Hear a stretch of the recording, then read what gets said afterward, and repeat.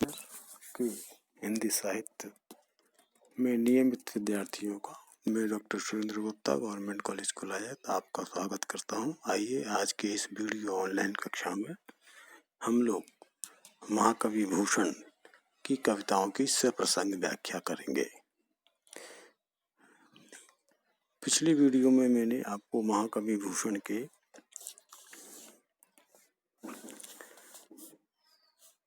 गणेश स्तवन से संबंधित जो मंगलाचरण पद है उसकी व्याख्या प्रारंभ की थी और फिर इसके उपरांत तीन दोहे जो है वो राजवंश से वर्णन से संबंधित थे, उनके ऊपर मैंने सप्रसंग व्याख्या करने का एक छोटा प्रयास किया था। आज हम फिर से चौथे नंबर की दोहे से इसकी व्याख्या को आगे बढ़ाते हैं। देखिए, पद या व्याख्या करने से पहले इसके दोहे के वाचन करते हैं जो इस प्रकार है। ताकुल में नृपबंद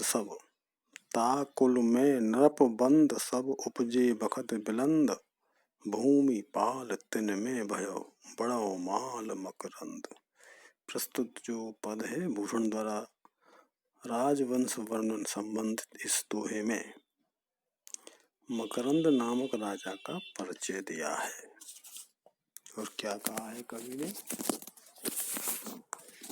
कि इस सूर्यवंश में उत्पन्न हुए राजाओं के समूह में सभी भाग्यशाली पैदा हुए। ता कुल में नृपबंद सब, इस कुल में जितने भी नृपबंद राजा लोग पैदा हुए हैं।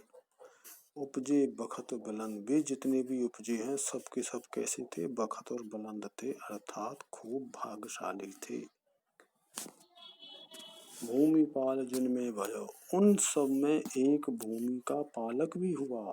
बड़ो माल मकरंद, जिसका नाम था मकरंद। अर्थात इन सभी भाग्यशाली राजाओं में एक मकरंद नाम का एक बहुत बड़ा राजा हुआ था, जिसका नाम बाद में मालोजी हो गया था। मालोजी के नाम से वो मकरंद बहुत प्रसिद्ध हुआ था। सदा दान के खान में जाके आनन अम्भ, शाही निजाम सखा भयो दुग्ग देवगिरी खम्भ। सदा दान के खान में, वो जो इस पद के इस दोहे के अंतर्गत भूषण ने सूर्यवंशी जो राजा थे मालोजी, उसकी अब वीरता का वर्णन किया है और उसकी दानशीलता का इसमें वर्णन किया है। क्या लिखा है कि सदा दान के खान में, मालोजी नामक जो सूर्यवंशी राजा थे वो हमेशा सदा दान और दक्षिणा में विश्वास रखते थे। के खान यानी तलवारबाजी में, तो तलवार चलाने में और दान देने के लिए प्रसिद्ध थे। जाके आनन अम्ब, और जिसके आनन यानी मुख पर अम्ब था, प्रकाश था, चमक थी। ठीक है, किसकी चमक थी, किसका प्रकाश था? दान देने और तलवार चलाने, अर्थात दानवीरता और दानशीलता और वीरता के जो प्रभाव था, जो चमक था, जो प्रभाव मंडल था, वो उनके चेहरे पर स्पष्ट दिखाई पड़ता था। शाही निजाम सखा भयो, और शाहजी जो निजाम थे वो उनके मित्र थे। और दुर्ग देवगिरी खम्भ, देवगिरी जो दुर्ग था उनका रहने का एक प्रमुख स्तंभ या प्रमुख स्थान था, खम्भ था, खम्भ यानी स्थान। तो ऐतिहासिक तथ्यों के अनुसार राजा के गुणों का यहाँ पर वर्णन किया गया है। ताते सर्जा विरध भी, ताते सर्जा विरध भो, सोहत सिंह समान, रणभूषला सुभूषला, आयुष्मान कुमान। देखिए, इस के अंतर्गत भूषण ने जो राजवंश वर्णन से दिया गया, इसमें मालोजी जो राजा है सूर्यवंशी, उसकी उपाधियों का वर्णन किया गया है। ठीक है, कवि वर्णन कहते हैं कि युद्धवीर और दानवीर होने से मालोजी का जो विरध है वो सरजाह हो गया था। ताते सरजा विरध, सोहत सिंह समान, और वो सिंह के समान सुशोभित होते थे। रणभू शिला भूषण, और वे रण क्षेत्र में, रण क्षेत्र में शिला चट्टान, भूशिला चट्टान के समान अचल रहने वाले थे। रण भूशिला, रण के अंतर्गत रणभूमि में शिला के समान अटल रहते थे, और भूशिला, वो भूशिला कहलाए। ठीक है, अर्थात रणभूमि में चट्टान की तरह जो अडिग रहने वाला व्यक्ति है उसको भूशिला की उपाधि से सुशोभित उस समय किया जाता था। तो राजा मालोजी को भी भूशिला कहते थे। आयुष्मान कमान, और ब्राह्मण आदि ने उन्हें आयुष्मान एवं खुमान कह करके संबोधित किया। तो यहाँ पर शिवाजी के लिए सरजा, भूशिला, खुमान, सिंह आदि उपाधियों के उल्लेख के मूल कारण भी कवि ने यहाँ पर गिनाए हैं। मालोजी कवि के लिए, मालोजी राजा के लिए। भूषण भनी बात ताके भयो भूए भूषण नृपसाय, धराते दिन संकित रहे साही सवे जग जाय। इसके अंतर्गत कवि भूषण ने शाह जी का परिचय दिया है कि शाह जी कौन है। कवि ने कहा है कि जो उन मालोजी के वंश में संसार के राजाओं में आभूषण स्वरूप शाहजी राजा उत्पन्न हुए। भूषण भनिता के भयो, देखिए पृथ्वी का जो भूषण है उसको भूषण, ताके भयो भूय भूषण नृपसाय। ठीक है, उस मालोजी के वंश में संसार के सभी राजाओं में जो आभूषण के समान है वो शाहजी राजा उत्पन्न हुए। रात और दिन संकित रहे शाही सवे जग बार, और उनके बल और पराक्रम से संसार के सभी जो बादशाह थे वो त्रस्त और भयभीत रहते थे। तो शाहजी, तो शिवाजी के जो पिता हैं वो शाहजी का परिचय यहाँ पर, पिता शिवाजी के पिता शाहजी का परिचय कवि ने यहाँ पर दिया है। दशरथ राजा राम वो वसुदेव के गोपाल, सोई प्रकट्यो सही के श्री शिवराज भुआल। इसमें शिवाजी के जन्म का उल्लेख करते हैं कि कवि वर्णन करता है कि राजा दशरथ के घर राम ने और वासुदेव के घर कृष्ण ने जन्म लिया। राजा दशरथ राम वो वासुदेव के गोपाल, सोई ठीक उसी तरह प्रकटो शाही के, इसी तरह शाह के प्रकट हुए कौन, श्री शिवराज भुआल। इसी प्रकार शाह जी के पुत्र रूप में शिवराज राजा का अवतरण हुआ। दक्षिण के सब दुग्ग जित, दुग्ग सहाय विलास, शिव सेवक शिव गणपति कियो राय गणवास।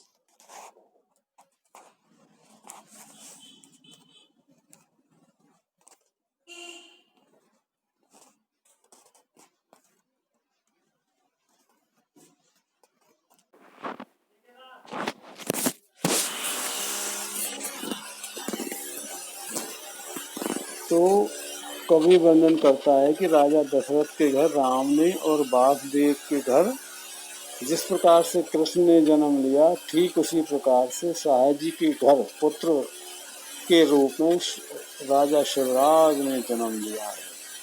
दक्षिण के सब दुग्गजित, दुग्ग सहाय विलास, शिव सेवक शिव गणपति कियो राय गणवास। इसमें क्या है कि शिव जी के पराक्रम एवं राज विस्तार का वर्णन किया है। शिवाजी जो हैं महाराष्ट्र के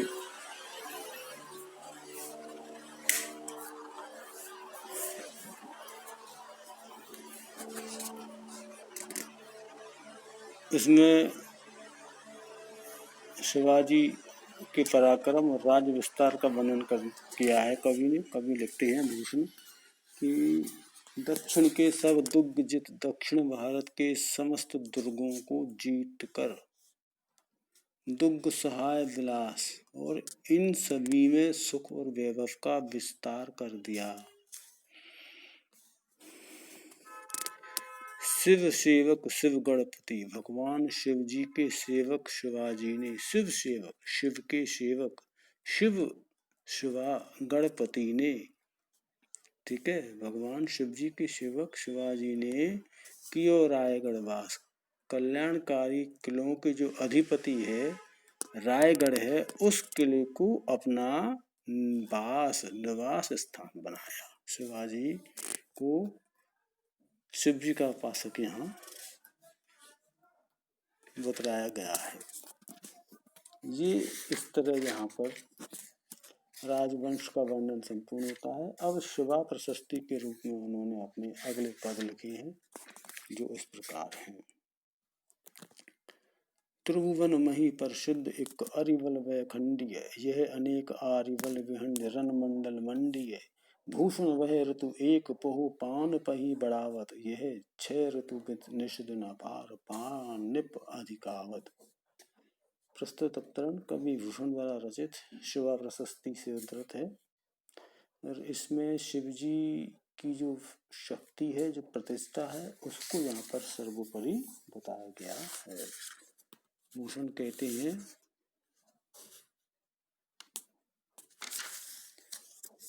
त्रिभुवन में प्रसिद्ध एक अरिवल वह खंडीय, यह अनेक आरिवल विहार रन मंडलीय। देखिए यहाँ पर कहते हैं कि इंद्र ने तो अपने प्रसिद्ध एक ही शत्रु वृत्रासुर के बल का खंडन करके तीनों लोकों में प्रसिद्धि प्राप्त की, जबकि यहाँ शंकर भगवान ने शत्रुओं के बल का नाश करके युद्ध भूमि में विशिष्ट शोभा प्राप्त की। इसी प्रकार बसंत ऋतु तो एक ही पुष्प को खिलाकर इस पृथ्वी की शोभा बढ़ाता है, जबकि वीर शिवाजी ने 6 ऋतुओं में रात दिन अपनी अपार प्रतिष्ठा को बढ़ाया या फैलाया है। अरि बल वह खंडीय, अरि के बलों को खंडित करते हैं। त्रिभुवन में प्रसिद्ध एक, ठीक है, तीनों भुवनों में प्रसिद्ध एक ही है, यह अनेक अरिवल विहंड रन मंडल मंडीय, भूषण वह ऋतु एक, पहु माने पान पही बढ़ावत, ठीक है ना, पुष्प, पानपि माने प्रतिष्ठा, पान पही माने शोभा, ठीक है, और पुहु यानी पृथ्वी पर जो है प्रतिष्ठा को बढ़ाते हैं। 6 ऋतु निषदिन अपार पान अधिकावत है। और यहाँ पर बसंत ऋतु में तो एक ही पुष्प को खिलाते हैं, लेकिन पृथ्वी की शोभा यहाँ पर वो अपनी प्रतिष्ठा के माध्यम से बढ़ाते हैं। शिवराज साहि सुत सत्य नित है गे लखने संचरई, इक्कई तुरंग इक्कई करई, किम सुरेंद्र सरवर करई। देखिए इसमें क्या है कि इसमें शिवाजी महाराज जो हैं, राजा शिवाजी को बल और वैभव से संपन्न बताया गया। कवि वर्णन करता हुआ कहता है कि शाहजी के पुत्र महाराज शिवाजी के साथ हमेशा लाखों घोड़े और हाथी संचरण करते हैं। शिवराज शाही सुत, शाही के सुत जो शिवराज हैं, सत्य उनके साथ नित रहते हैं। क्या नित रहते हैं? है गए लखन, लाखों, है और गए, है और गए का मतलब घोड़ा और हाथी, ठीक है। तो उनके साथ लाखों घोड़े और हाथी क्या करते हैं? संचरई, संचरण करते हैं। इंद्र के साथ क्या है? एक ही घोड़ा एक ही हाथी। इक्कई तुरंग इक्कई करई, किम सुरेंद्र सरवर करी, वो सुरेंद्र, वो इंद्र इनकी क्या समानता करेगा, क्या बराबरी करेगा। तो देवराज इंद्र के पास जो है वो होता है ना ऐरावत हाथी और अस्त्रवा घोड़ा है, तो वो एक एक ही है, लेकिन शिवाजी के पास कितने लाखों हैं। तो शिवाजी की वैभव संपन्नता का यहाँ पर अतिशयोक्तिपूर्ण वर्णन है, ठीक है। इसी तरीके से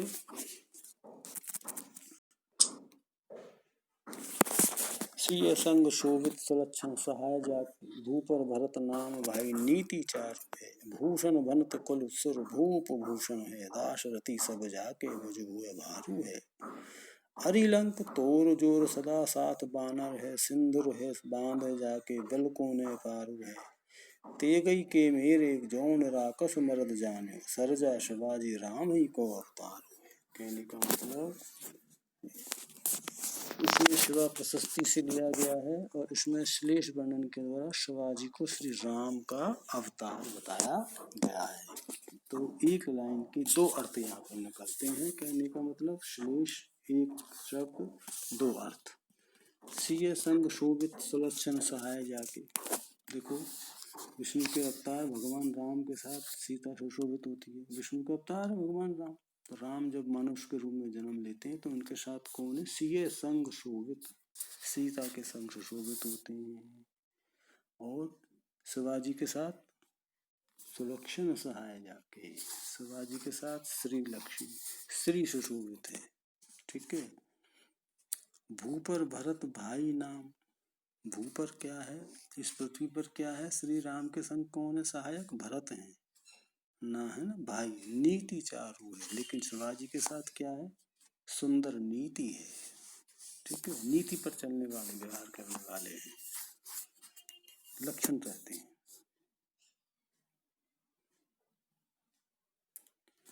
कवि भूषण कहते हैं श्री राम सूर्य वंश के आभूषण है, भूषण बनत कुल, सूर्य वंश के कुल के भूषण हैं। वो कौन है? राम, सूर्य वंश के आभूषण। तो शिवाजी क्या है? समस्त वीरों के कुल के आभूषण हैं। ठीक है।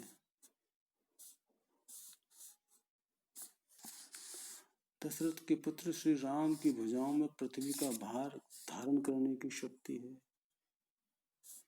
दशरथ सब जाके भुज भुए भारू है। भुज की, उनकी भुजाओं में पृथ्वी के वजन को सहन करने की शक्ति है। ठीक है, ये यहाँ पर ऐसे पृथ्वी का भार। और शिवाजी की भुजाओं में क्या है? सब रथी है। सब रथी मतलब शिवाजी की भुजाओं के दास क्या है? सब रथी है, अर्थात उन्होंने अपनी भुजाओं से राज्य को संभाल रखा है। श्री राम ने वानर सेना की सहायता से अपने शत्रु रावण की लंका को जीता था, तो शिवाजी ने क्या किया? प्रखर बाणों से शत्रुओं की कमर को तोड़ा था। अरि लंक तोर जोर सदा साथ बानर है, सिंदूर है बांधे जाके बल कोने पारू है। ठीक है, श्री राम के बल की कोई सीमा नहीं है। उन्होंने समुद्र को बांधकर अपनी सेना के लिए गम बना दिया था। तो शिवाजी की सैन्य शक्ति की भी कोई सीमा नहीं, उसमें अनेक हाथी बने रहते हैं। तेगई के मेरे जोन राकस मरद जाना, सरजा शिवाजी राम ही को अवतारू है। श्री राम ने अपने तलवार के बल पर राक्षसों का नाश किया था, तो शिवाजी ने भी दुष्ट मलेच्छों को मर्द नहीं समझा, क्योंकि मलेच्छों ने उनसे डरकर अपनी तलवार उन्हें भेंट करी थी। इस प्रकार सरजा की उपाधि धारण करने वाले महाराज शिवाजी क्या है? सरजा शिवाजी राम ही को अवतार, वो राम ही अवतार के रूप में पृथ्वी पर जन्म लिया है। तो यह श्लेष वर्णन के द्वारा शिवाजी की प्रशस्ति को चमत्कारिक ढंग से विन्यास किया गया है।